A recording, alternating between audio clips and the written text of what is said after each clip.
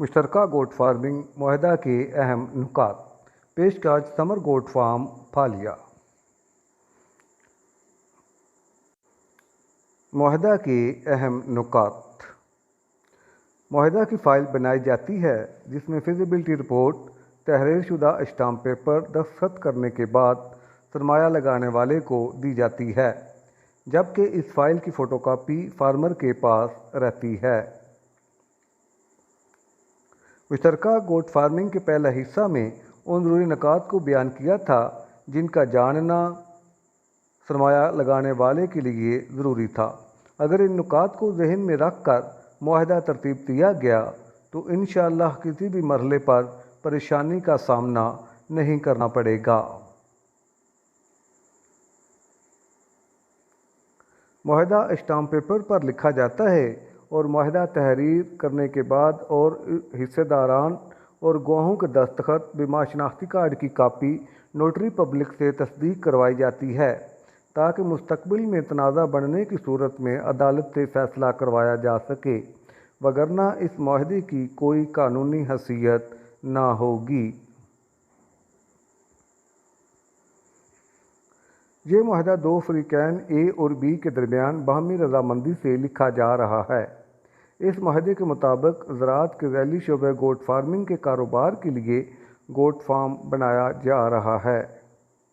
یہ معاہدہ 5 سال تک قابل عمل رہے گا۔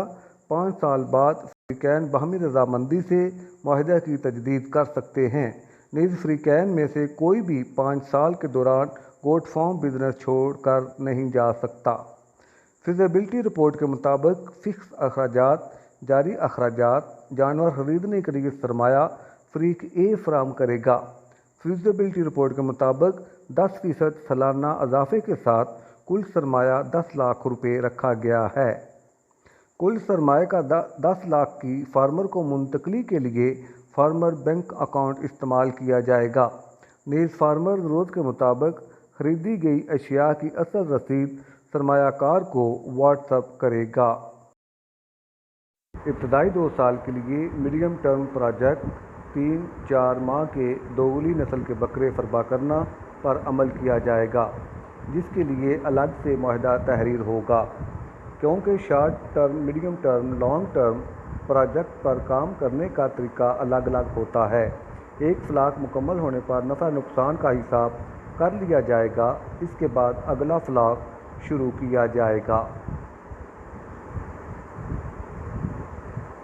فارم کا تمام تر عملی کام فارمر اے کی ذمہ داری ہوگا، جبکہ جانور فربا ہو جائیں گے تو سرمایہ کار فریق بی کی مشاورت سے طریقہ کار طے کیا جائے گا۔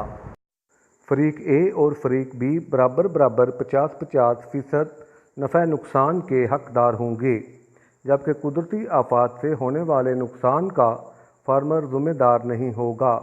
لاپرواہی، سستی کی وجہ سے ہونے والا نقصان ثالثی کمیٹی کے فیصلے کو سامنے رکھا جائے گا۔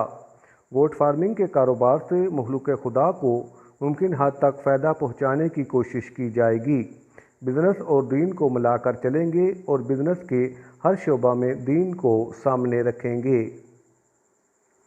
گوٹ فارم کے کاروبار میں اللہ کے بندوں اور ایک دوسرے کو دھوکہ نہیں دیں گے۔ حدیث نبوی صلی اللہ علیہ وآلہ وسلم کے مطابق فروخت کیا ہوا مال واپس لیں گے۔ گوٹ فارم کل سرمایہ کاری کے علاوہ کسی بھی ذرائع سے سود پر قرضہ نہیں لے گا۔ فارم کو قرضہ سے بچانے کی ہر ممکن کوشش کی جائے گی، کیونکہ سود لینا اللہ اور اس کے رسول سے کھلی جنگ ہے۔ گوٹ فارم شروع کرنے کے بعد نیا ممبر بزنس میں شامل نہیں کیا جائے گا، البتہ بزنس کو بڑھانے کے لیے فرنچائز اور شیئر دیے جا سکتے ہیں۔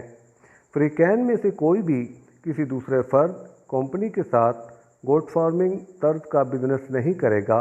اگر کرے گا تو دوسرے فرد ادارے سے حاصل ہونے والا منافع گوٹ فارم کا منافع سمجھا جائے گا۔ گوٹ فارم پر جانوروں کی تعداد کے مطابق ملازم رکھے جائیں گے، جن کی تنخواہوں کی ادائیگی گوٹ فارم کے کھاتے سے کی جائے گی۔ گوٹ فارم پر جانوروں کی صحت و تندرستی برقرار رکھنے کے لیے فارمر بھرپور کوشش کرے گا تاکہ جانور ناگہانی موت سے بچ سکیں۔ فارم پر شرح اموات 10% سالانہ ہو سکتی ہے۔ فارمر اور سرمایہ کار اپنی سوچ اور مفاد کے پیش نظر مزید نکات اس معاہدے میں شامل کر سکتے ہیں۔ یہ معاہدہ کے نکات بطور مثال پیش کیے گئے ہیں تاکہ فارمر اور سرمایہ کار مل کر گوٹ فارمنگ بزنس کر سکیں۔